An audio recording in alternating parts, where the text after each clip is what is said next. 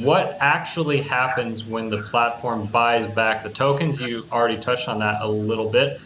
And the tokens that don't get burned, do you keep them in a vault? Do you put them back in circulation? How exactly will that work when you take your fees in the native token for the platform?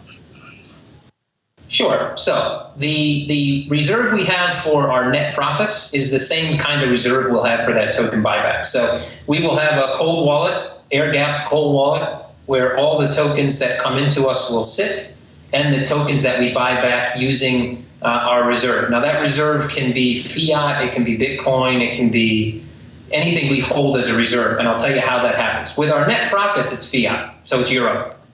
However, let's give an example here that we use that token buyback money. We basically will just place pending orders or market orders in our exchange, just like anybody else would that buy XCM. So no difference there. Obviously, we would use our API, our REST API. We wouldn't do this manually, but those orders will just hit the exchange. And then when we actually match with an order and we buy the token, that token goes into that air-gapped reserve account to hold tokens.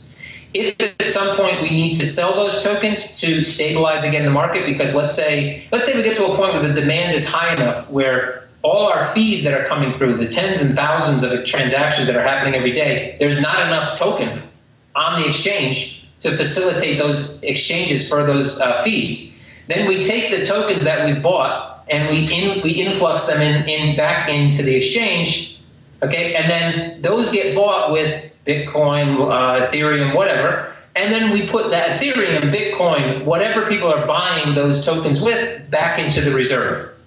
So our reserve initially will be, let's say, euro-based, but over time that reserve will start to become based on multitudes of different tokens, altcoins, and currencies as the full cycle starts to happen between those reserves, between the buyback and between the reserve of tokens in case we need liquidity. So there'll be a closed loop.